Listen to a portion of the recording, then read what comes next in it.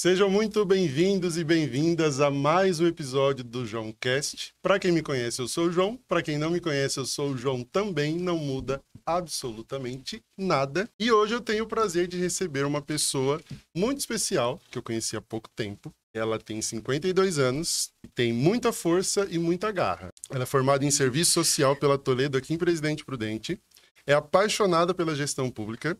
Fã de uma música boa, porque ela é cantora nas horas vagas, roqueira, ama um bom filme e que, dentre todas essas qualidades, a que mais se destaca é a resiliência.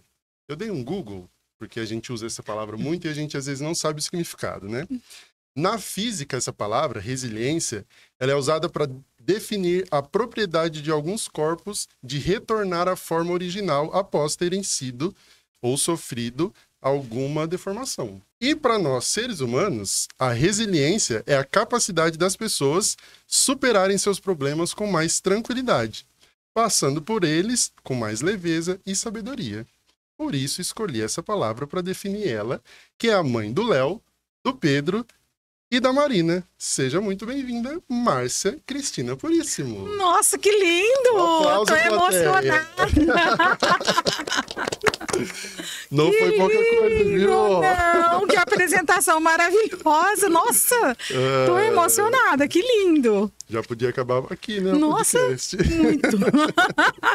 Mas como a gente gosta de falar, né? É só o começo. Só o começo, vamos bater um papo. Fique à vontade, tá? Obrigada. Eu vou começar perguntando quem é você, Márcia? De onde veio a Márcia?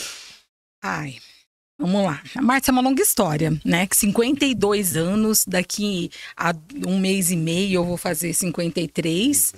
Então, assim, a minha história é um pouquinho comprida e eu acho que é uma história bem bacana, né? Eu nasci em 1971. Sou filha da Eunice Puríssimo e do Jorge Puríssimo, né? Fui fruto de um amor muito grande, que eu sou um bebê arco-íris, inclusive, né? E assim, sou mãe do Pedro, da Marina, do Leonardo, namorada do Sérgio Bonfim. E assim, tem muita coisa que define a gente. Cada momento define a gente de uma maneira. E a minha história foi definida pela minha família. Né? Veio de onde? A minha família veio de Pirapozinho, né? Meus avós, por parte de pai, eles saíram do Nordeste e vieram para Pirapó, onde eles vieram com aquela coisa do nordestino de tocar, né? As propriedades rurais, comprar terra, criar gado, fixar a família e dali por diante começar a construir um futuro diferente daqueles que estavam numa região de tanta pobreza que era no Nordeste. Ali o meu pai, ele estudou. Ele entrou no Banco Itaú, se casou com a minha mãe, que a minha mãe também, a família dela veio de Minas, parou em Pirapó. Minha mãe, na verdade, toda a família era de Tarabá e depois vieram para Pirapó. Mas assim, aí os dois se conheceram, namoraram 4 anos. Minha mãe era empregada doméstica e aí os dois se casaram. Aí tiveram 5 filhos. A minha irmã mais velha, Rosália, que é professora, foi coordenadora pedagógica, agora está aposentada. Eu, né, que sou a segunda filha. O Júnior, meu irmão, que ele também é formado em artes, é pai de 2 crianças maravilhosas, uma adolescente linda, Beatriz, e do meu sobrinho do Gabriel, né? Casado com a Selma, que é uma cunhada que eu não tenho nem palavras para descrever. Aí depois tem a Andréia é enfermeira da UBS lá de Santo Anastácio, também é uma mulher muito forte, com uma carreira política muito bacana, amada pela população, mãe da Isadora, da minha sobrinha também, que é é um bebê, né, que foi maravilhoso, é uma mulher que se posiciona maravilhosamente bem, inteligentíssima. E também tem a Paula, casada com o Evandro, né, a gente chama ele de Central, meu cunhado, que é da Polícia Ambiental. Paula é diretora de escola e mãe da Maria Paula, que também é um tesouro da minha vida. Dos 5 filhos, quem são as 3 do grupo de cantoras? A Paula, né, que o inglês delas é maravilhoso, o meu já é totalmente sofrível, né? Eu canto em português assim, até legalzinho, mas as duas, a Andréia também, ela é assim, daquela tipo que canta, sem ter o mínimo problema nem de olhar no celular. Eu tenho que fazer colo, eu tenho que treinar, eu tenho que ser aquela que estuda. As duas não, elas tiram de letra. Você, ela e quem mais? E a Paula.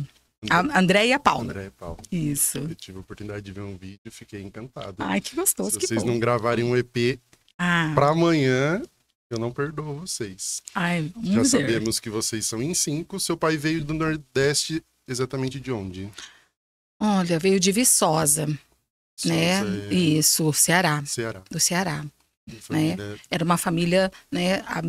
Quando ele chegou aqui, a minha avó paterna, né? A Marieta, ela faleceu, né? Deixou a minha tia Gedalva, que mora em Venceslau, e o meu pai aos cuidados da minha avó, da minha bisavó, né? Que eles chamavam de mãe. E aí meu avô foi para São Paulo, constituiu uma nova família. E eles ficaram por aqui. Eles tinham contatos, mas era mais contatos esporádicos. Eu tenho uma tia, também a Daisy, que ela mora lá em São Paulo, que é filha do segundo casamento do meu avô, que é uma pessoa muito bacana, é psicóloga, atua numa escola. Então, assim, foi uma família que foi se transformando de acordo com a própria necessidade, né? Porque quando o nordestino vinha para cá, nós todos, né, boa parte da região é fruto de pessoas que migraram do Nordeste para cá. Minha avó Então, veio do Alagoas. nossa, eu acho que é Alagoas. Eu vi sozinha Alagoas. Não é Ceará, não. Eu sou ruim de geografia. Sou péssima de geografia. Minha avó veio numa perua, ela, minha mãe, meus 2 tios, irmã, todos os irmãos. Tava quase em 15 pessoas dentro de uma perua. Nossa 2 Senhora. semanas viajando. Não, mas era muita loucura. A gente fala assim, hoje, né? Vamos lá. Você vem de Anastácio pra cá. Se o carro não tem ar, você abre a janela. E vem acomodado em 5 pessoas. Sim. Se o carro tem ar, você vem com tudo fechado, tudo lindinho. Mas aquela época, como era aquilo, né? Era uma loucura. Eu tive a oportunidade, em 2004, de ir pro Agreste, fazer um trabalho. Primeiro eu fui fazer um curso lá em Fortaleza, né? Com o doutor Adalberto Barreto, pela Universidade Federal do Ceará. E aí, depois, a gente foi fazer um trabalho de campo, eu e a minha chefe, a irmã Alice, né, ela é do Educandário São José, da Congregação das Filhas de Maria Missionária.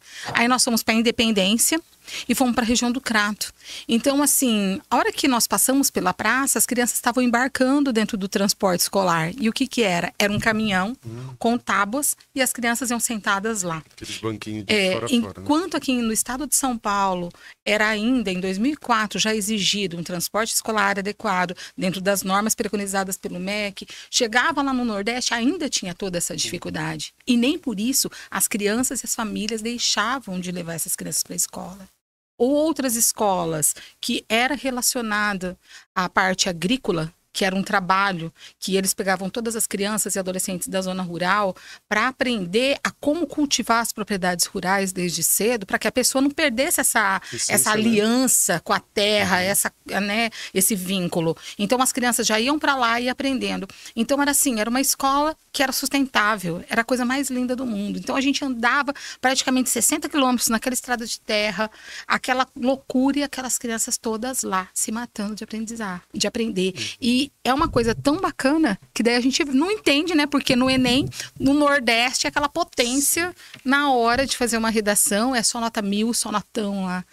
Então, mas e o valor que eles dão muito, pra educação, é muito né? esforço, é muita loucura, né? Aqui tem gente que anda 5 quilômetros no ônibus com ar-condicionado para ir pra escola e reclama. E reclama. É uma coisa assim de louco. A gente sabe que o estado de São Paulo ele tem um avanço nesse sentido, mas em compensação a gente também tem que ver, né, o Brasil de uma forma mais global e entender que os avanços que a gente ainda tem muito para conquistar. Porque aquilo que a gente proporciona às nossas crianças e adolescentes é o mínimo que nós podemos fazer, né? E lá, quanto demora para chegar. Que nem eu estava vendo lá, quando eu fiquei maravilhada também com o projeto de cisterna. Como era lindo os projetos de mandala, do cultivo, a utilização da água, o mínimo de água que tinha, para poder cultivar aquilo que tinha. E essa cidade de Independência, ela tem uma foto no livro Terra, do Sebastião Salgado, que retrata um senhor que trabalhava num local longe, ali no semiárido, né, numa propriedade rural. Então é linda a foto e mostra bem naquela cidade.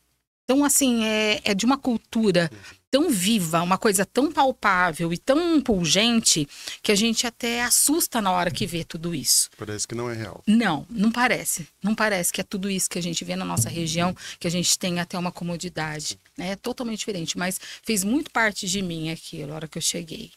Ir lá e convivi com as pessoas, foi muito gostoso. Eu vou voltar na história do seu pai ainda, para saber como você foi parar em Santo Anastácio. Você era de Pirapó. Isso. Eu era de Pirapó. Seu pai né? era bancário. Meu pai era bancário, ele entrou no banco como contínuo. E aquela época do banco como contínuo, era o cara que fazia tudo. Ele entregava documento, ele fazia a faxina do banco, ele tinha que fazer o atendimento quando alguém faltava, então era o faz-tudo do banco. Então começou assim, por baixo mesmo, naquela loucura. Uma parte do tempo dele, quando tinha disponível, né, ele estava em casa com a minha mãe, outra hora estava lá no banco naquela loucura. Aí, como ele era uma pessoa que sempre teve o dom, os dois sempre tiveram o dom de trabalhar com outras pessoas. E isso era muito lindo no relacionamento deles. Eles tocavam as pessoas, eles criavam uma amizade, eles faziam uma vinculação que era uma coisa de louco. Então, o meu pai foi transferido para Presidente Epitácio, ficou um tempo em Epitácio trabalhando.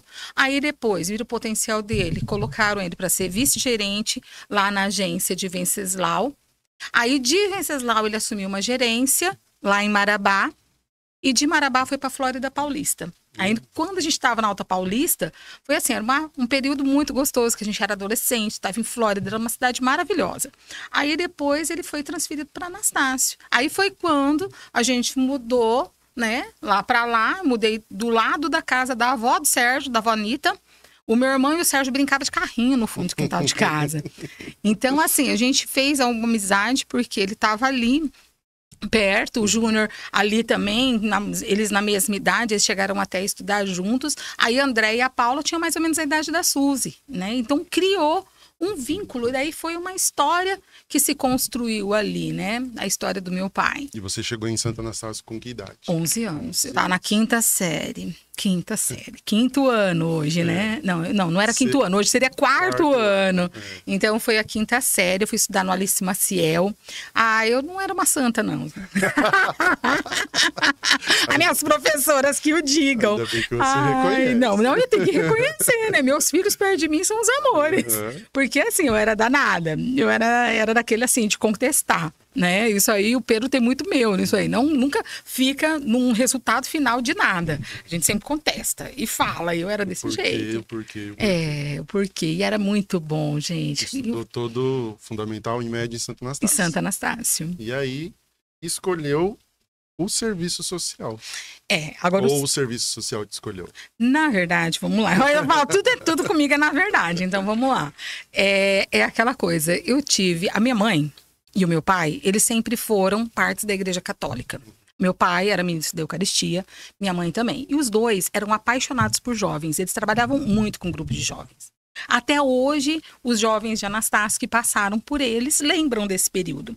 Então, os dois trabalhavam nisso, eles eram cursilistas, fizeram um encontro de casais, eles eram palestrantes. Então, eles tinham muita facilidade disso, de fazer esses vínculos.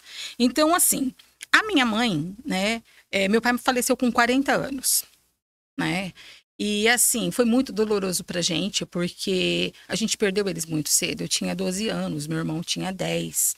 Então, a Andréia era uma pequenininha, a Paula tinha 6 anos, a Rosana estava na adolescência. Então, foi um período muito difícil, porque minha mãe ficou viva com 36 anos. Ela era muito jovem, né? E foi uma coisa muito complicada, porque, tipo, ele faleceu no dia 17 de janeiro, né? E era um dia depois, a minha mãe e meu pai, eles completariam o aniversário de casamento. Então, para ela, era uma dor muito grande, porque era o companheiro. Era aquela pessoa que veio para complementar tudo aquilo. E ela era dona de casa, por mais que ela fosse bordadeira, ela era uma pessoa superativa, dirigia para tudo quanto é lado, minha mãe era muito autônoma. Ainda assim foi uma dor muito grande para ela. Ter todos os filhos para criar, ter que lidar com aquela falta, então foi muita coisa. Então isso aí, aos poucos ela foi conseguindo superar, e com muita ajuda, né? Nem assim, até hoje eu lembro do carinho do seu Chicão, que era o que trabalhava junto com meu pai, né? Ele era vice-gerente do banco. E assim, ele e a dona Lisete, todos os meses, quando a minha mãe precisava, quase todos os dias estavam na minha casa, no começo. Ajudando a minha mãe a ver as contas, organizar as coisas, porque ela não sabia, minha mãe nunca tinha assinado um cheque. E aí, de repente, acontece tudo isso, de cair no colo dela. Poxa, eu tenho 52 anos. Com 36, eu tive o Pedro. Então, é muita coisa se a gente for pensar. Quantos anos você tem, João? Isso que eu ia falar. Eu tenho 34 e nem penso em casar Putz, ainda. então, você já pensou? E aí É muita. ela, com aquela responsabilidade toda nas costas, ela estava muito assustada. Então vinha o seu Chicão, a dona Lisete, que eu tenho um carinho muito grande por ela, né? Ele é falecido, mas foi uma pessoa que nos ajudou muito. Então eles sentavam em casa, conversavam, ajudavam, orientavam, calma nisso, vai dar tudo certo, tal. Então assim, era muita insegurança para nós também, para ela era e para nós também, porque meu pai sempre foi aquele pilar. E assim, aí quando ele faleceu, ela assumiu tudo. E foi daí quando ela se descobriu também. Porque ela foi ser presidente do abrigo de idosos, primeiro, né? Foi presidente, eu acho que uns 2 mandatos, né? Durante, eu não lembro quanto tempo, mais ou menos. Aí depois ela foi ser presidente do Lar dos Menores, lá de Anastácio. Aí era quando ela pegava os meninos do Lar de Menores, ela tinha 3 irmãos que ela era apaixonada, e vira e mexe os meninos estavam na minha casa, então ela levava. E ela fez amizade com a Marisa e com a Lenita, que eram as 2 assistentes sociais do município de Anastácio. Né? A Marisa, inclusive, é o nome da creche lá de Anastácio, que ela faleceu vítima de um acidente, e as 2 começaram a ter essa amizade com a minha mãe, que elas eram moças de fora, então de vez em quando elas fechavam a república que elas moravam, a casinha que elas tinham alugado, e ia pra minha casa para bater papo com a minha mãe.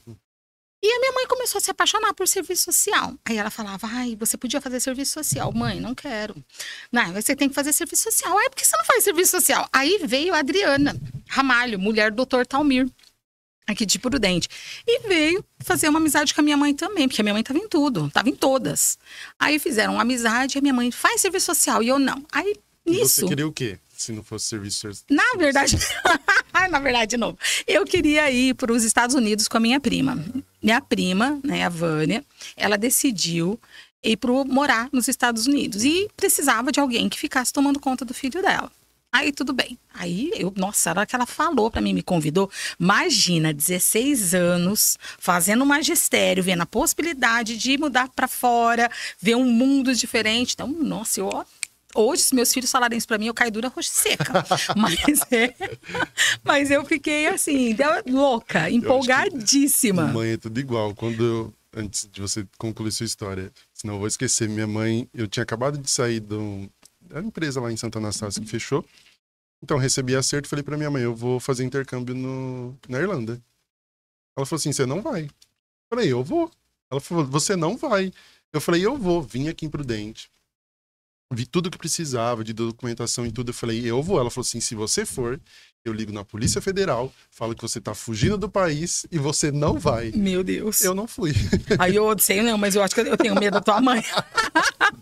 É claro que era brincadeira, mas por medo, né? Porque eu tinha 20 anos, 21 anos. Menino, agora imagina com 16. Então. Assim, ela, não, porque presta o vestibular, vai que não dá certo. Parece que foi praga. Parece que foi praga. Aí não deu certo pra Vânia aí, eu prestei vestibular, fui numa má vontade.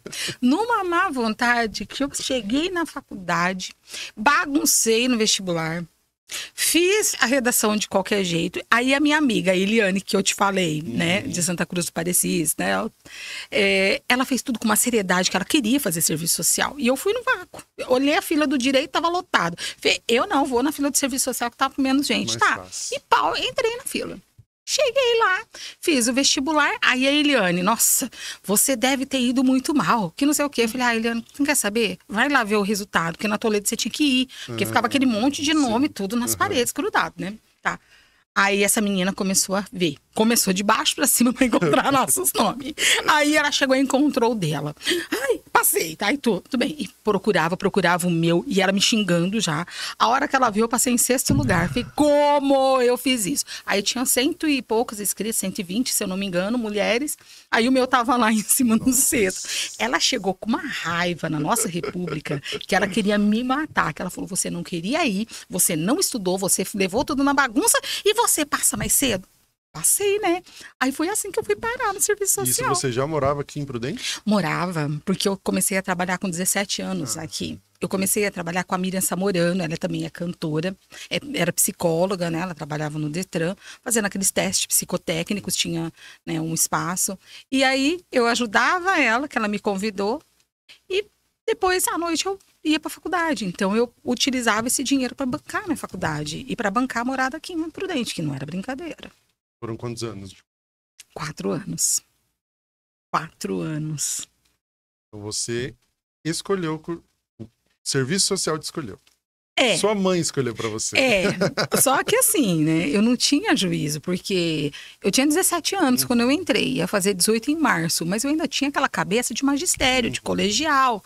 Não era aquela coisa que hoje em dia a gente toda hora fala, olha, se prepara pro Enem, chegou no 6º ano, a gente já começa pro filho, faz Enem, pensa no futuro, vamos planejar. Hoje é tudo muito mais rápido. Naquela época, a gente era muito, muito bobão. E até né? mesmo o acesso à faculdade era diferente. Era muito diferente, era muito mesmo. Então, assim, pra mim era uma coisa, porque quando eu cheguei na faculdade, depois eu falei, nossa, eu tô chique, tô na faculdade. Aí eu chegava na faculdade. Aí eu fiz amizade. Nós fizemos amizade com algumas amigas que a gente é amiga até hoje. Até hoje, Legal. né? A Vanessa, a Luciana, a Lúcia, a Yara, que ela não terminou o curso, mas ela ainda continua da nossa turma, a Leslie. Então, assim, são pessoas que a gente começou a faculdade juntas e a amizade dura até hoje. É muito bom. Eu anotei para perguntar quando, depois de formada, você passou 4 anos na faculdade aqui em Prudente, na Toledo, e quanto tempo depois você já começou a atuar na área de formação? Foi assim, eu comecei a trabalhar em 96. Eu me formei em 93, mas eu demorei 3 anos, porque eu era professora da rede pública. Então, eu dava aula aqui em Prudente, né? Melhor, eu comecei em Narandiba, na verdade. Comecei dando aula lá em Narandiba, depois eu vim aqui para Prudente. Então, eu demorei um pouco depois de formada. E nesse meio tempo, entre a minha formatura em 93 e até 96, a minha mãe faleceu. Minha mãe faleceu em 95. Eu tinha 24 anos, ela foi vítima de um câncer de ovário bem agressivo, né? Que, assim, que levou ela, né? Mas a minha mãe era aquela coisa, ela era aquela pessoa que acreditava até o último momento. Eu lia para ela, a gente conversava, ela fez o tratamento dela em Campinas, né? O tratamento dela foi todo pelo SUS. Ela teve acesso a tudo aquilo que era de melhor na época, que a minha irmã conseguiu um espaço na Unicamp, uma vaga na Unicamp para ela fazer a quimioterapia. Não foi fácil, mas assim, ela morreu inclusive nos meus braços, não foi assim.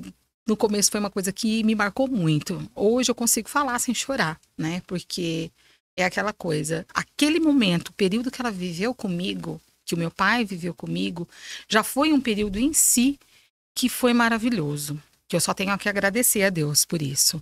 Porque às vezes a gente passa uma vida inteira, 30, 40, 50 anos ao lado de uma pessoa e a gente não tem tudo aquilo de emoção, de amor, de carinho, de afeto, de cumplicidade, de tudo aquilo que de repente uma vida de 1 ano você tem. Então com eles foi muito isso, sabe? Eu não esqueço até hoje. Eu estava lendo na época Operação Cavalo de Troia. Então eu lia para ela, né? E ficava lendo as histórias, a gente discutindo, até que chegou no fim, porque eu tinha que ficar com ela. Então, eu tirava a licença da escola e ia para ficar no período de quimioterapia. Então, era muito dolorido, porque eu só tinha 24 anos também, eu era muito jovem. Então, eu não tinha aquela maturidade para entender. E quando ela faleceu, a gente levou ela para o hospital, eu fiquei plantada no hospital mais ou menos umas 2 horas. Até chegar alguém para ficar comigo. Eu estava naquela cidade, estava em Campinas. Depois eu e a minha irmã, a gente foi lá no necrotério para liberar o corpo. E aí a gente não conseguia. Tivemos que pedir ajuda para meus primos em Anastácio, para o padre José Antônio, que hoje é Monsenhor. Então, assim, gente, como foi difícil, sabe? Como foi dolorido a gente passar por isso, aqueles minutos, aquelas horas, e até conseguir resolver tudo. E uma responsabilidade para uma adolescente de 24 anos. Hoje eu seria uma pessoa que estava saindo da adolescência. Mas, assim, o peso foi muito difícil, né? Hoje, assim, eu acho que às vezes, de repente, eu tento não levar tão pesadas coisas, porque alguns momentos da minha vida foi muito pesado. E dos meus irmãos também, né? Porque não foi fácil a gente conviver junto, a gente ter que acertar. Depois teve a parte jurídica também, que daí eu peguei a responsabilidade pela Paula, né? Não foi fácil. Então, assim, a gente acabou se juntando nesse meio tempo. Aí tinha minha tia Zilda, que era irmã da minha mãe, que morava com a gente. Morava primeiramente, ela e a tia Nilza. com meus pais, porque minha avó também teve câncer, faleceu. Aí as duas foram morar com meus pais. Aí depois ela continuou morando comigo, hoje ela mora com a Paula. Mas assim, foi uma situação que a gente teve que se unir muito para conseguir conquistar uma vida independente, conquistar tudo que a gente tem. Então não caiu do céu. A gente teve que ralar pra caramba. E valeu a pena, né? Só que assim, a minha mãe morreu em 95, eu entrei na assistência social, não, política da assistência social através do Educandário São José, né, em 96, e em 97 veio a Isadora, que foi o nosso presente, né, filha da Andréia, que parece assim, que trouxe, sabe, aquele acalanto que a gente estava precisando, aquela leveza para nossa vida. Antes a gente tinha a Tayana, a Ananda, que foi meu primeiro amor, né, de bebê, que você estava falando aquele dia do Joaquim. Sim. E a gente sabe o tanto que criança traz essa leveza. Então eu tive os meus loiros, que eu brinco sempre, né, na minha vida, a Ananda, a Tayana e o Henrique. Aí depois veio a Isa. Então parece que todo aquele peso da morte da minha mãe, todas aquelas dificuldades, com eles foi amenizando, sabe? Foi bem bacana. Em 96 você começou a atuar na área. Comecei a atuar na área. Já com a paixão de saber que era isso que você faria, entre aspas, pelo resto da vida? Rapaz, nossa, foi uma coisa de louco. Porque assim, o Educandário começou com a Alice, a irmã Alice, né? Me convidou. Primeiro, quem me convidou foi o Buinha, que era dentista lá, né, em Anastácia. Ele falou, Márcia, você tá trabalhando? Eu falei, não. Você não pode ser voluntária aqui no Educandário? Eu falei, claro. Por quê? Porque eu tava louca. Eu tinha acabado de sair de um período, ainda estava vivendo um luto, né? Aí eu estava lendo uma média de 1 livro por semana, né? Livro. Então eu lia, estudava, mas não estava fazendo nada com aquilo que eu estava agregando. E aí eu fui pro Educandário São José. Cheguei lá, aí falou, a irmã Alice não tá aqui não, ela tá lá na horta. Pá, eu desci lá na horta. Falei, oi, tudo bem? Você que é a irmã Alice? Ela, oi, sou. Falei, eu sou a Márcia, assistente social, eu vim aqui para ser voluntária. E começou ali, como voluntário. Eu fiquei 3 meses como voluntária e já me contrataram. Então, eu fiquei com as aulas em Prudente e no período da tarde eu era assistente social. A gente não tinha arquivo, a gente só tinha criança. Tinha criança para tudo quanto é lado naquele Educandário. Mas não tinha arquivo, não tinha documentação, não tinha nada. Então, nós começamos com a cara e com a coragem. Do zero. Meus arquivos eram caixas de sapato, que eu organizava comecei a organizar os prontuários das crianças. Então, eu trabalhava num quarto, que nós colocamos, improvisamos, fizemos um escritóriozinho. Aí, a gente nós fomos construindo, fomos conseguindo parceiros, e aquilo foi aumentando, até que nós conseguimos uma estrutura de projeto social, de serviço de convivência e fortalecimento de vínculos hoje, muito mais estruturada. Tanto que o Educandário é uma referência na região para muitos espaços. E no Educandário eu fiquei de 96 até em 2012. Eu tive todos os meus filhos ali dentro.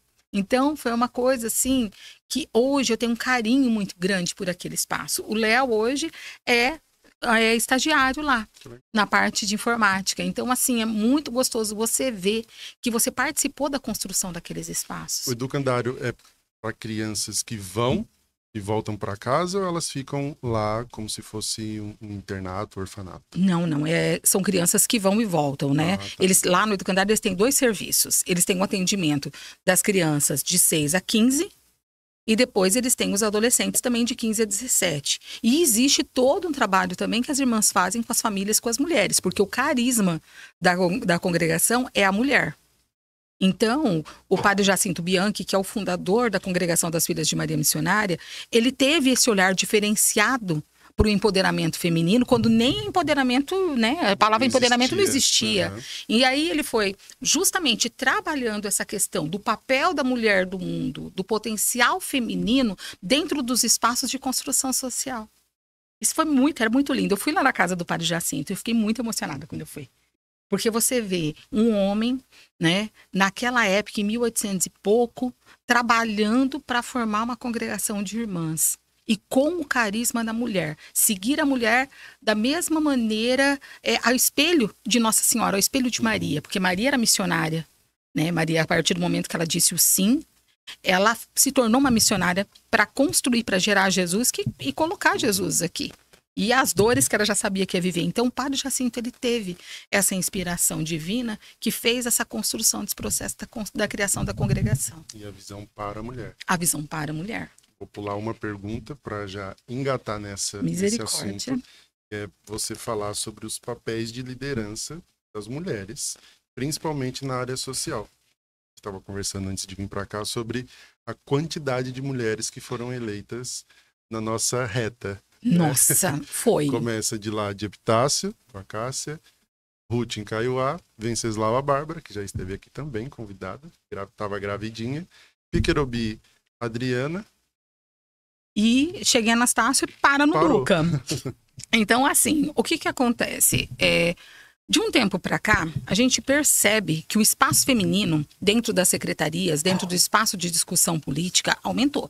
Né? A gente tem consideravelmente. E precisa, na verdade, demais, eu entendo. Porque, assim, a gente tinha sempre aquela dística, aquela máxima que falava o mundo é dos homens. Né? Eu acho que se a gente entender o homem como ser humano, tranquilo, mas o homem não expressa aquilo que uma mulher é. O gênero masculino. Não, né? é o gênero. A gente está falando de gênero, a gente não está falando de absolutamente de uma forma, né, de gerir, uma forma de pensar. E o que a gente está percebendo? Dentro da nossa região, nós estamos com uma leva de mulher forte, né? Quando a gente fala, por exemplo, a Adriana.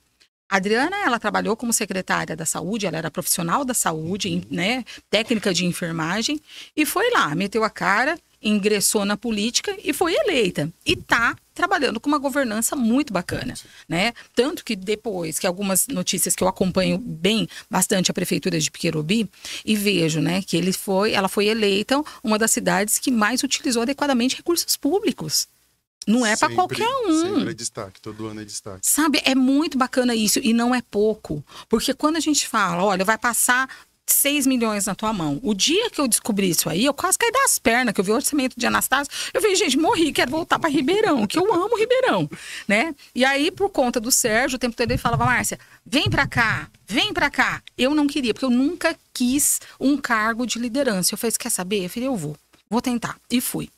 Quando eu cheguei lá, eu não sabia absolutamente nada. Aí, a Edicleide, que é minha amiga, virou pra mim e falou assim, olha, Márcia, tem isso. Eu falei, posso ir no banheiro? Fui no banheiro, Chorou. peguei meus cabelos e falei, gente, eu quero ir embora. Respirei e voltei lá. Falei, então, o que eu tenho que fazer mesmo? Aí ela começou. Isso em Aí Santo Anastácio? Em Anastácio. Mas você já tinha passado no concurso? Em Ribeirão dos Índios. Em 2013 eu assumi Ribeirão. E em 2022... Em janeiro de 2022, eu me afastei, porque em Ribeirão tem uma concessão de tempo de afastamento de servidor público por 2 anos, para assumir Anastácio, né, por 2 anos. Tá, cheguei lá e comecei a trabalhar. O que você fazia em Ribeirão era totalmente diferente do que Era o você foi CRAS, fazer. era o CRAS, né? Era os serviços de convivência do CRAS, era o atendimento das pessoas, era Bolsa Família, cadastro único. Então, era bem diferente de Anastácio, porque quando você sai de uma rede que atua, né, com 2.000 habitantes, que você tem um atendimento de qualidade, que você faz a busca na casa das pessoas, que você passa perto delas, é bom dia, é uma delícia, né? O trabalho lá em Ribeirão é muito gostoso, eu adoro as pessoas de lá. Aí você vem para Anastácio, né? Que começa, é CRAS, é CRES, é SAICA, são as OSCs, né? Então, assim, as organizações sociais. Então, assim, é muita coisa para você conseguir assimilar. Aí depois também tem o trabalho interpolíticas, porque a assistência, ela não se constrói sozinha. Existem as parcerias que a gente faz com a própria rede direta, que são as outras secretarias, Educação, Saúde e Esporte, e também tem o trabalho de articulação externa. Então, o trabalho da gestão de qualquer secretário, seja da política da assistência, seja que nem o Sérgio da Vias Urbanas, Rurais, né, no Sérgio Rurais, o Araújo, Vias Urbanas, outros setores e também as pessoas que são diretores administrativos, tem que existir uma articulação de gestão, porque senão a coisa não vai.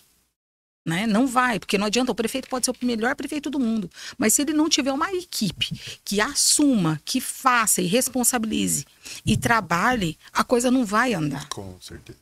E nós temos hoje aquele fantasma, né, que na verdade eu não acho mais nem fantasma, que é o Tribunal de Contas. O Tribunal de Contas, sim, Quando eu falava Tribunal de Contas, minha perna até tremia. Hoje em dia, depois que eu passei por vários cursos, por várias formações no Tribunal de Contas, eu entendi o quê?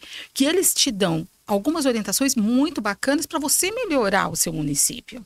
Então, assim, eu coloco o aplicativo do Tribunal de Contas e vou acompanhando tudo aquilo que acontece. Os relatórios chegam, eu li os relatórios para saber aonde precisa melhorar, aonde estão as deficiências do município, qual é o nosso papel de secretário na melhor articulação com outras políticas para a gente conseguir pontos para o município, para transformar essa gestão e trabalhar mesmo com eficácia, com eficiência e com efetividade, que são os 3 pontos básicos de uma gestão. Então, a gente não está falando só no desempenho do prefeito, mas em como o prefeito canaliza o melhor deles, do secretário.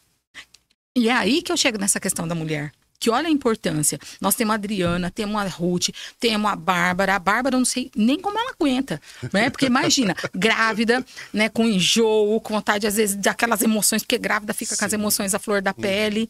Mas tá lá, tá firme e forte em Venceslau. E a gente vê a Cássia em Epitácio também. Então, são mulheres que estão mostrando que elas vieram para ficar e são uma força da nossa região. Só que, assim, é claro que eu ainda acredito que a gente tem que trabalhar de uma outra maneira também, porque a nossa equipe lá em Anastácio era formada 100% por mulher, quase. Eu tinha 2 ou 3 homens, se eu não me engano, na equipe. Eu acho que é o Hélio, era o Edmar, né, o Pitico.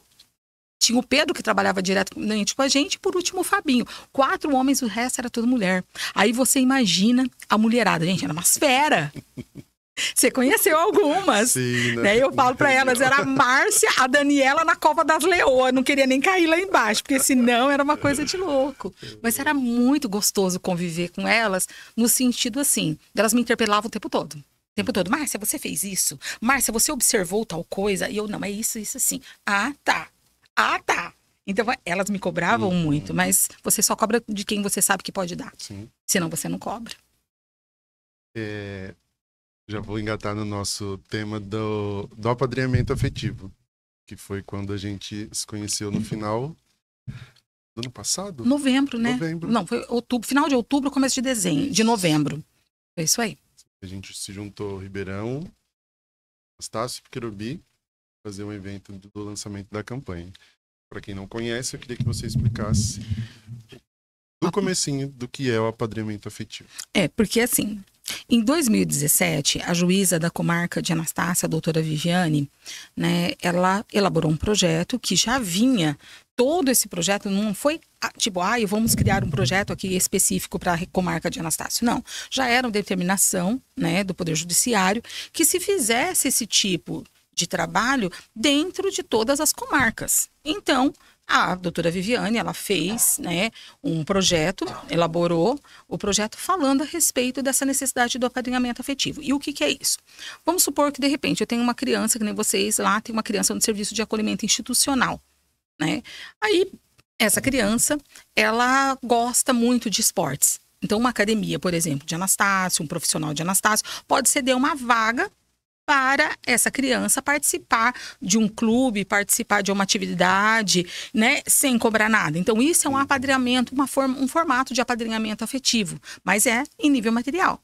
Mas existem também aquela questão do voluntariado. Uma pessoa fala, olha, eu vou cortar o cabelo dessas crianças. Então, eu vou lá no Saica, corto o cabelo deles, ou um grupo de pessoas leva bolo, leva ovo de Páscoa, alguma coisa. Então, isso também é um apadrinhamento afetivo. Agora, existe aquela modalidade de apadrinhamento afetivo, no qual a pessoa, ela acompanha essa criança em vários momentos. Tipo, eu vou pegar essa criança, ela vai com a gente, vai passar uma tarde com a gente lá em casa. Eu vou numa reunião de pais dessa criança. Nós vamos comemorar o aniversário dela lá na nossa casa, né? Que foi o exemplo que a Cláudia, né, de Bernardes, que foi linda a apresentação dela, a forma que ela caracterizou esse processo. E ela mostrou muito isso, que ela fazia esse apadrinhamento afetivo. Mas no caso da Cláudia, lá em Bernardes, eles têm um projeto de família acolhedora. Então, a criança fica um período na casa de uma família até que o processo de adoção saia ou se analise a situação de possibilidade de acolhimento. Então, tem N fatores. Mas nós trabalhamos justamente para isso. E foi um trabalho lindo. Né? Você participou, acho que foi emocionante. Eu acho que a primeira coisa que foi assim, um marco, dentro dos nossos 3 municípios que fazem parte da comarca de Anastácio, foi a disponibilidade e a importância da força que nós tivemos lá dentro do próprio fórum, né?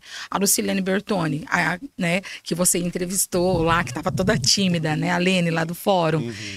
Foi muito bacana a participação dela, ela abraçou a causa, ela ajudou a sensibilizar, mostrou para as pessoas a importância. O doutor Juliano também, que é promotor lá da comarca, o doutor Juliano Calderoni, foi maravilhosa a participação dele, ele foi com a esposa no dia do evento, estava lá, junto, dando uma força para a rede, para que isso acontecesse da melhor maneira possível. Aí o doutor Rodrigo justificou a ausência, mas pediu para a Lene representá-lo. Então foi maravilhosa essa junção de esforços para a gente conseguir chegar lá. Então, assim, se a gente consegue fazer um evento, os 3 municípios juntos, a gente tem um potencial muito grande. Porque não adianta falar, olha, vamos lá fazer uma gestão sozinha. Não, a gente precisa contar com isso. Aí a Cláudia entrou com uma parcela, o Alaor entrou com outra lá em Ribeirão, nós entramos com uma parte e foi aquela noite linda, né? Que estava lotado o Salão do Pimenta Doce, todo mundo foi acolhido, todo mundo ainda falou, olha, depois, a hora que precisar, você nos chame para a gente poder ajudar. Então, assim, nós conseguimos atingir o nosso objetivo de dar o suporte para que o Poder Judiciário colocasse em prática essa ação. E agora, claro que isso tem que continuar, né? Mas eu acho que foi um dos melhores momentos que eu vivi na vida profissional. Foi muito lindo. O apadrinhamento, ele não é adoção. Não. Ele é um momento em que a criança sai do abrigo, sai do lar e vai passar com uma família ou alguém. Sim. Depois que eu conheci a campanha, o projeto, eu fiquei me pensando e me perguntaram. Vou falar da minha parte de leigo, que não conheço de nada, não sei da vivência das crianças e das famílias. Até que ponto isso é bom e até que ponto isso é ruim, tanto para a família quanto para a criança. A gente teve o depoimento de uma moça não lá. O nome dela, depoimento, que para ela foi muito bom. Sim. Mas eu fico pensando nas crianças, porque elas só podem ser apadrinhadas até os 18 anos. É isso, né? Sim, até elas saem com 17 anos, 11 meses e, né, para completar. O último dia dela fica lá, depois ela já sai. Mas assim, o que eu entendo do apadrinhamento? Eu vou contar até pela experiência que eu tive na minha própria casa. Por favor. Né? A minha mãe, ela se apaixonou por um grupo de 3 irmãos que estavam no lar de menores. Lar de Anastácia. Naquela época era lar de menores. Não tinha aquela coisa de criança e adolescente. Hoje, a gente não usa mais a palavra menor para se referir a uma criança e adolescente. Porque isso teve, historicamente, a conotação de marginalidade. Menor infrator. Era tudo isso aí. Então, essa fala foi sendo mudada. Por quê? Porque a gente tem que pensar, é criança, é adolescente. Então, eles são sujeitos que determinam medidas de proteção por parte da rede. Tanto direta, formada pelos órgãos públicos, como indireta, que é pelas organizações sociais e pela sociedade civil, certo? Então, assim, o que eu entendo com isso? A criança, ela fica lá dentro de um serviço de acolhimento dia, noite, dia, noite, dia, noite. Sem esperança de nada. Né? Muitas vezes, tendo todo o suporte necessário, porque, assim, a rede de Anastácio, ela dá todo o suporte necessário no SAICA, tem tudo, os municípios colaboram também. Porém, aquela criança está no espaço institucional. Aí, como ela vai formar esse papel de família, como ela vai compreender o movimento, a organização, uma dinâmica familiar, sendo que ela está lá dentro. Por mais que os cuidadores, por mais que os técnicos estejam lá e dê todo o suporte necessário para essa criança, ainda assim é uma instituição. Então, seria um período para ela conviver com outras pessoas fora dali. Porque todas as crianças que estão lá, elas estão inseridas na escola, né? Que nem a gente procura manter essas crianças estudando. Por exemplo, se tem criança de Piquerubi, ela continua estudando em Piquerubi. Por quê? Porque por causa dos vínculos comunitários. É a comunidade dela, a família dela tá lá. Então, é uma maneira dela ir para aquela cidade e permanecer em contato com as pessoas. Agora, depois, essa criança, de repente, ela vai para o Educandário São José e participa do serviço de convivência de vínculos. Ou ela vai para o Divina Providência, que é um outro serviço de convivência, e participa. Ou ela vai para um atendimento específico quando precisa. Então, a rede de atendimento dá todo o suporte. Porém, e quando, de repente, uma família chega e fala, olha, você quer passar uma tarde? Essa família, primeiro, ela vai ser preparada, ela vai passar por uma série de entrevistas para ver a capacidade que ela tem de realmente de cuidar, de não confundir. Ela vai fazer um vínculo com essa criança? Vai. vai fazer vínculo. Mas esse vínculo, ele também tem que ser monitorado. Porque hoje, vamos lá, eu sou apaixonada pelas crianças. Se fosse lá na minha casa, quando eles foram, né, nós fizemos uma noite, fizemos um Halloween lá em casa, e eles foram, e eles brincaram, dançaram, se acabaram, tá? Junto com outras crianças que estavam lá. Na hora que deu o horário de ir embora, foram. Mas isso é o quê? É uma compreensão, é um trabalho técnico que é feito. Então, o Hélio e a Jussara, que fazem parte da equipe técnica do SAICA, eles têm que trabalhar toda essa dimensão com eles, para que preparar eles também, para ir e voltar. E o trabalho também tem que ser feito com essa família, para ela entender qual é o papel dela, e não gerar essa confusão e essa angústia depois, vou devolver essa criança que jeito. Né? Então, isso tudo tem que preparar a criança, até porque futuramente ela vai ser mãe, ela vai ser pai, ela também vai ter uma família, ou se ela escolher não ter, ela pode de repente ter outro tipo de convívio, né? Então é um processo que colabora com a construção da afetividade dessa pessoa, né? E da sociabilidade também. Para ela entender o que é um ambiente familiar. Um ambiente familiar, um ambiente institucional, quando ela vai em outros espaços. Aí, de repente, vamos lá, né? Vamos contratar um buffet, né? Alguma coisa para fazer uma festa de final do ano. Vamos levar ela para um Terra Park. Vamos levar o grupo de crianças. Por quê? Porque tem que conviver com outros espaços sociais, né? Que nem eu acho essa que é a importância dos serviços de fortalecimento de vínculo dentro do Sistema Único de Assistência Social. Ele não está focado em só, vamos lá, porque a pessoa é pobre, a pessoa é isso, a pessoa é aquilo, aquele estigma social que nós temos. Ela está focado no quê? Quais são as potencialidades que a gente vai desenvolver levando essas pessoas para algum lugar, para elas terem uma visão de mundo diferente. Porque a assistência, ela não está focada apenas no vamos entregar a cesta básica, vamos pagar a conta de água e luz. Não. Isso é benefício eventual, é uma necessidade. Mas o que nós fazemos é trabalhar com o desenvolvimento humano. É trabalhar com que essa pessoa compreenda os ciclos de vida dela e ela possa travar algumas situações ou repensar, reconstruir alguns processos que levam ela a ter esse processo de desigualdade, exclusão social e outras mazelas que ela passou durante a vida, né? A superar situações de violência. Então, o objetivo da gente, dentro da assistência social, não é só esse. A gente faz muito mais e a gente fala muito pouco. Isso é bom. É que eu gosto de falar, né? Eu lembrei de quando a Bárbara teve aqui, eu não me lembro se ela contou no podcast ou se foi numa conversa nossa, que ela também começou, depois que ela se formada em jornalismo, ela começou a trabalhar no lar dos meninos lá em Venceslau. Sim. E o papel dela de ajudar essas crianças era de fotografar, porque as crianças estão lá sem famílias. Uhum. Que lembrança que elas vão ter de um aniversário, de uma Páscoa, de um Natal, para depois na fase adulta. Então, a Bárbara fotografava esses momentos que, para quem tem uma família, não gosto de falar normal, uma família... família. É uma família. Família. A gente tira foto na Páscoa, a gente tira foto no aniversário. E ela ia lá fazer esse trabalho de registrar esses momentos especiais para que essas crianças tivessem uma lembrança quando adulta. Porque se ela não tivesse lá para fazer essas fotos, elas iam crescer sem registro nenhum. Justamente. É isso assim, que nem, por exemplo, esses dias meu celular, nossa, teve uma certa pessoa que pegou meu celular e printou todas as fotos dela de bebê, sabe? A hora que eu vi, eu falei, gente, cadê a memória desse celular, gente, que tá evaporando? A hora que eu vejo que tá sentada ali, né? Aí o que aconteceu? Ela pegou e colocou todas as fotos dela. Aí, né, mãe, dia de aniversário, completou 13 anos agora no dia 18 de janeiro. Aí...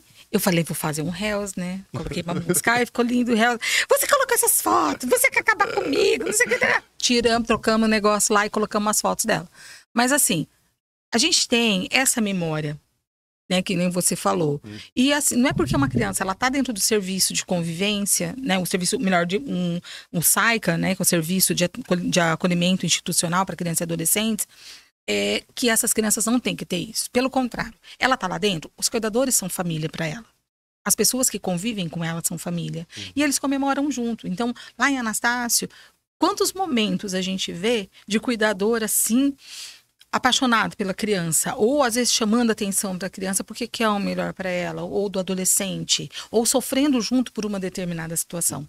Então, assim, a gente acaba fazendo um convívio, né, com esse serviço que é de alta complexidade, que é um serviço muito dolorido. Porque a criança, ela chega, muitas vezes, fragilizada, e a gente tem que trabalhar isso com ela. Só que a gente também não pode revitimizar essa criança, porque o mundo não vai parar para falar, olha, você está sofrendo, eu vou passar a mão na tua cabeça. Então, você tem que preparar essa criança. Então, existe todo um processo, existe todo um direcionamento teórico e metodológico para trabalhar com essas pessoas. Existe lá em Anastácio uma coisa que é muito bacana. O trabalho, por exemplo, da Letícia Reschild, que participou de várias reuniões com a gente, que ela trabalha com monitoramento da rede direta, do CRAS, do CREAS e do SAICA. E ela também trabalha no monitoramento, se eu não me engano, da APAI. Então, assim, a Letícia, ela ajuda a direcionar, ajuda a discutir algumas questões que acontecem nesses serviços para buscar o melhor desse serviço. Ah, isso está com problema? Então, vamos colocar em discussão. Vamos ver como que a gente pode pensar. Ela está lá no órgão gestor, faz monitoramento da atuação desse serviço e dá um retorno para eles e vai dando um retorno para a gestão e assim a gente vai tentando buscar o melhor. Então, é muito importante a gente pensar que esses serviços, eles buscam uma qualidade de atendimento. Pode não ser a melhor ainda? Pode. A gente tem muito que caminhar? Com certeza, sempre tem. Mas eu acredito que o potencial que nós temos dentro de uma rede da assistência social em capacidade protetiva, ela só não é, infelizmente, melhor porque a gente não tem os recursos humanos necessários para a quantidade de situações que elas vêm aparecendo. Né? A gente esbarra muitas vezes até na questão da saúde mental, porque os espaços da assistência, por mais que tenham, por exemplo, psicólogos, elas não têm que trabalhar a questão da saúde mental, elas não têm que fazer o atendimento individual, não é essa a prerrogativa. Existem outras competências que estão lá dentro das normativas da assistência. Então, às vezes, as pessoas elas ainda não têm o conhecimento sobre essas questões, o que é da saúde, o que é da assistência. Mas a gente tem muitas situações que uma esbarra na outra. Né? E a gente vivencia muito isso, que nem a nossa região, em termos de saúde mental, a gente está preocupante, muito preocupante. Nossos municípios, os índices de suicídio estão muito grandes. A gente tem um índice de adolescente se mutilando também, né? Que existe todo o trabalho. Então, a demanda de psicólogos para a quantidade de situações e de psiquiatra, de CAPS e tudo mais, ainda está muito abaixo da necessidade real que nós temos. E você acha que isso agravou pós-pandemia? Ah, com certeza. Eu acho que a pandemia foi o estupim. Eu não vou usar a palavra gatilho, porque ultimamente a palavra gatilho tá me dando dor de cabeça no Big Brother, misericórdia. A palavra gatilho dá gatilho. Dá gatilho. Então, assim, eu acho que a pandemia foi um momento de reinvenção para todo mundo, né? Eu tava vendo assim, aquele negócio, arruma a sua casa você mesma. Aí você vai lá, arranca as coisas, a hora que você vê, você não consegue dar o jeito que o povo dá, né? Mas a gente tenta. Então, assim, eu acho que apareceu muito isso na pandemia. Muita gente, de repente, fazendo publicações, fazendo os podcasts. Então, a distância, os professores se reinventando, a própria assistência social, né? Trabalhando de uma maneira à distância, mas fazendo esses atendimentos, fazendo a manutenção dos serviços online. Então, assim, mas isso não foi o suficiente, porque foi um período muito sofrido, gente, né? Eu lembro quando eu tava com Covid, eu e o Sérgio pegamos Covid em março de 2021. Então era aquele dia que você abria, você ligava o Jornal Nacional, colocava os números da Covid. Morreu 600, morreu 700, quer dizer, eram 600 vidas, eram 700. Chegava no final do ano, chegava no final do mês, era aquela quantidade absurda. Os profissionais da saúde trabalhando numa exaustão que não tinha tamanho, né? Que era um absurdo, era uma força sobre-humana para manter aquilo tudo. Aí a gente via todo mundo daquele esforço, os médicos morrendo. Aí depois veio a história, né? Eu lembro o dia que aconteceu lá na Itália, de publicar que eles iam ter que fazer a escolha de Sofia. Aquele dia me deu uma dor tão grande que se chegasse, por exemplo, um idoso que precisasse de balão de oxigênio e um adolescente jovem que precisassem, quem eles iam ter que priorizar? Aí eles iam ter que priorizar o jovem e o idoso ia ter que lutar por ele mesmo. Então, assim, gente, aquilo me deu uma dor tão grande em pensar como você ia fazer uma escolha. Quem que ia ter que fazer a escolha? E outra, como ia ficar a consciência daquela pessoa que teve que fazer isso? Né? Então, foram situações muito tristes. Ou quando começaram a ser armazenados corpos em freezer, naqueles containers. Então, assim, eram coisas muito cruéis. No período da pandemia, você já estava em Anastácio? Não, eu estava em Ribeirão ainda, né, em 2021. Mas foi assim, um período tenebroso, porque a gente começou a pandemia e o Sérgio, né? Porque parece que é uma coisa de louco. Ele tem uma coisa, eu também pego. Incrível. Eu comecei, né? Ele passou mal um dia, não esqueço até hoje. Aí o irmão dele me ligou, Márcia, você pode correr aqui? Ele não. Foi ele e o irmão, eu não lembro qual dos dois ligaram.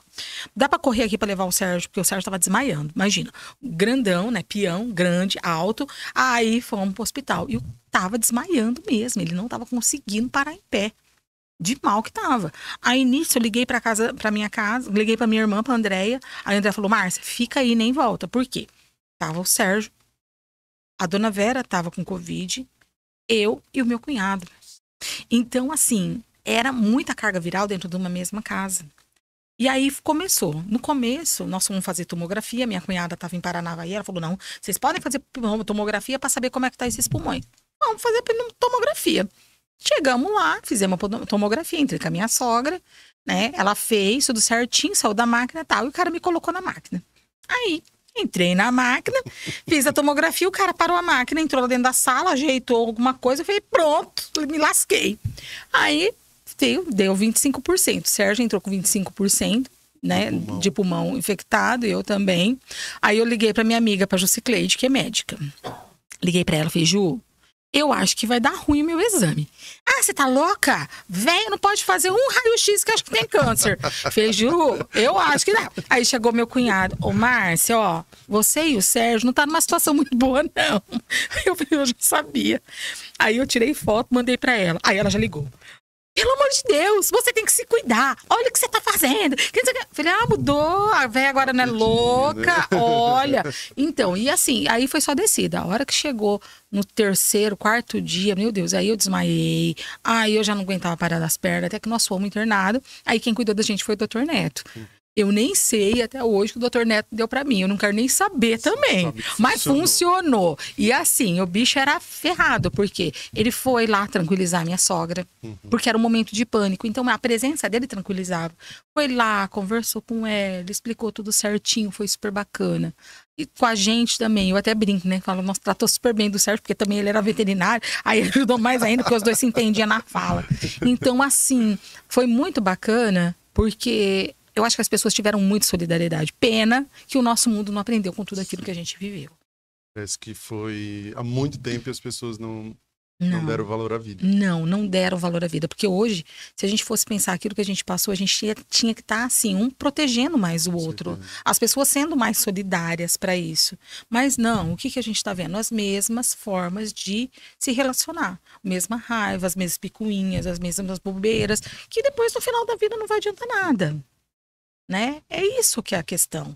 A gente mudou, nós mudamos, algumas pessoas mudaram, mas a gente vê que as relações, né? Também eu não aguento, porque depois a gente teve aquela guerra da Rússia, a gente teve todos os problemas que a gente está vendo no Oriente Médio. Quer dizer, nós não perdemos gente demais já no mundo?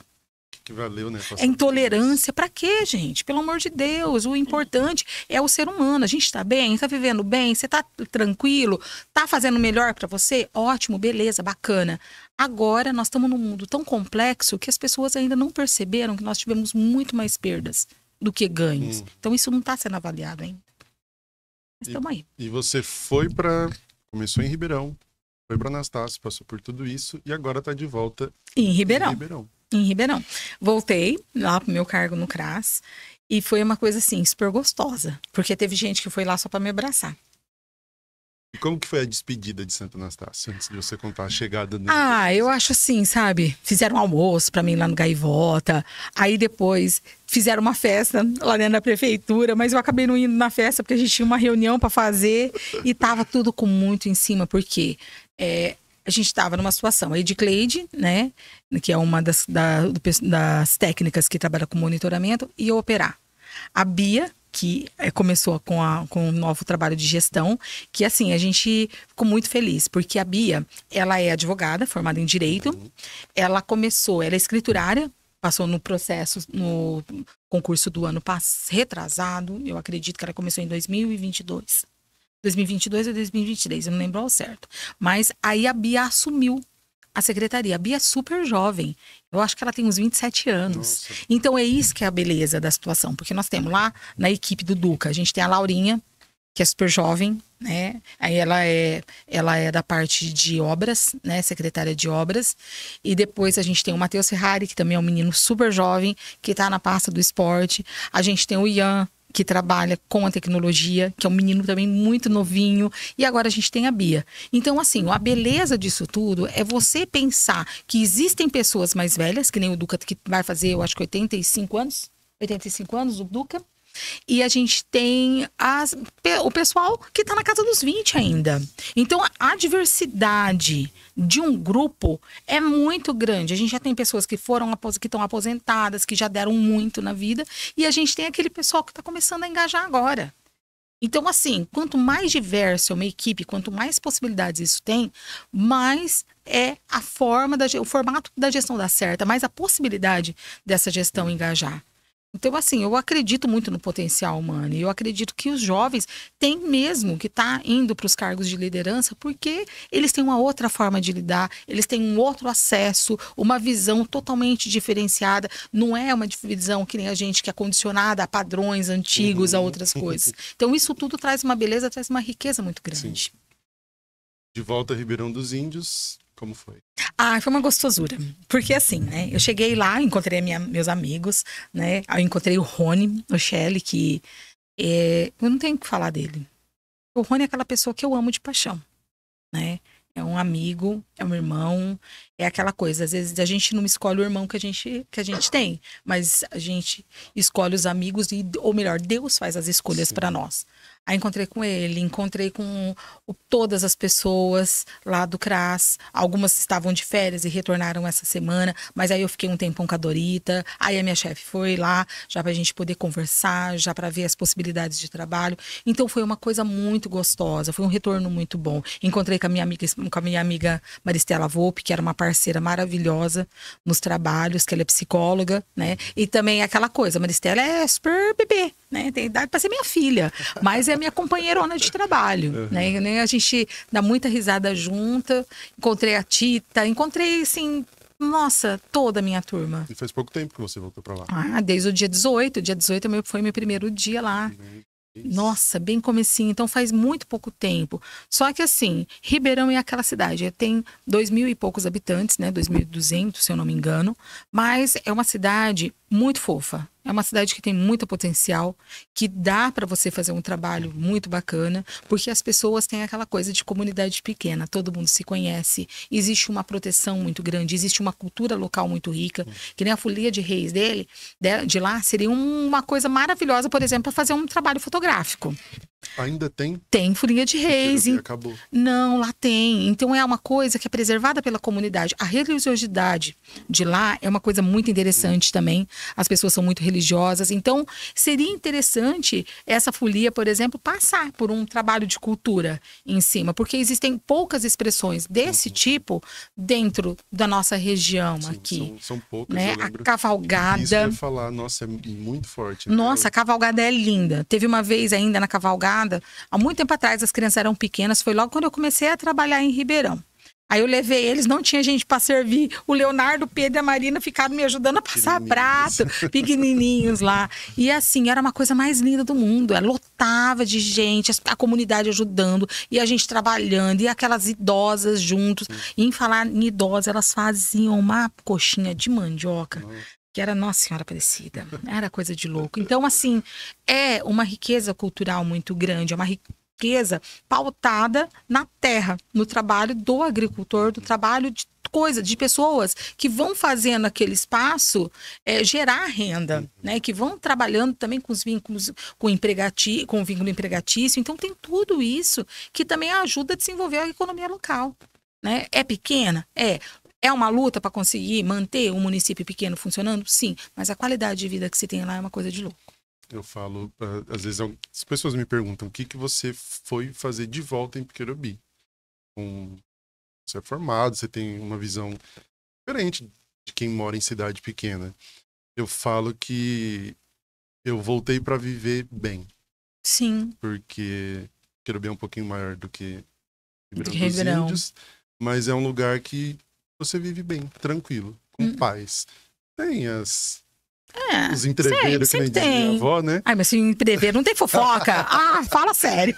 Mas é um lugar, é uma cidade que quem tiver a oportunidade de conhecer, tem gente que vai para passear e volta para morar. Sim. Porque é um lugar de paz. Mas é isso que eu acho gostoso. Que nem, por exemplo, vai ter uma festa na praça, lá em Piquerobi, né, em Ribeirão.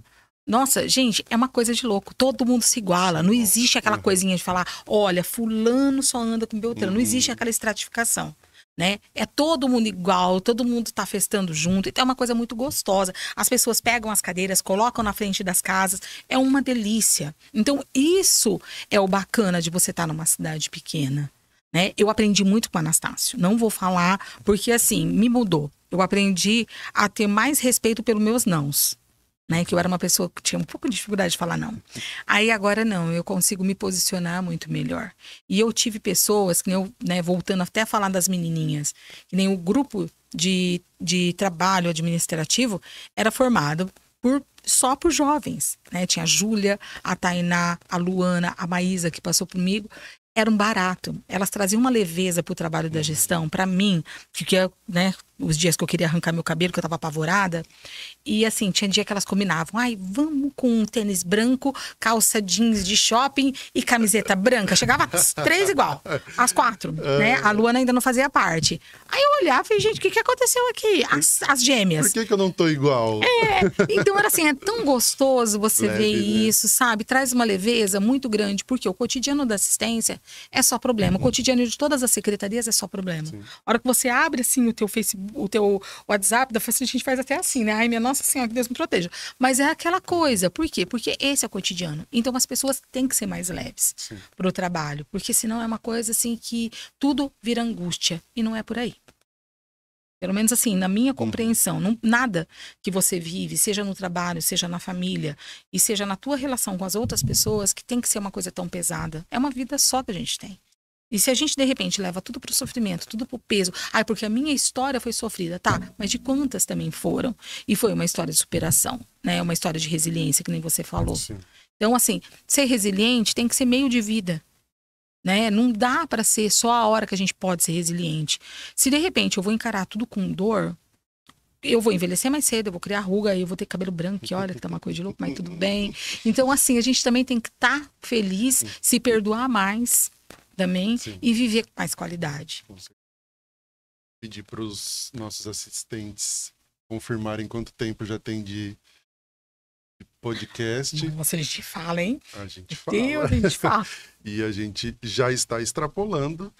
Quero te agradecer muito por ter aceitado o convite. Tenho certeza que não vai ser o último, não vai ser o primeiro e nem o último. Com certeza. Espero te ver mais vezes aqui para a gente abordar mais temas relevantes para a nossa sociedade que está precisando dos puxões de orelha.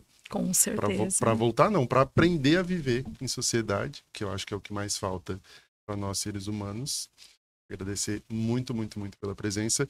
Vou agradecer a Hélida, que a gente falou tanto, que nem comeu o bolo ainda. Ai, gente, tá uma tentação esse bolo, Jesus. E mais uma vez, bolo de churros. Acho que você nunca comeu um bolo tão bom igual esse. O pessoal da plateia também vai experimentar. E tem certeza... O pessoal da plateia tá doido pra comer, né, pessoal da plateia? Da hora que chegou, o bolo tá aqui, né?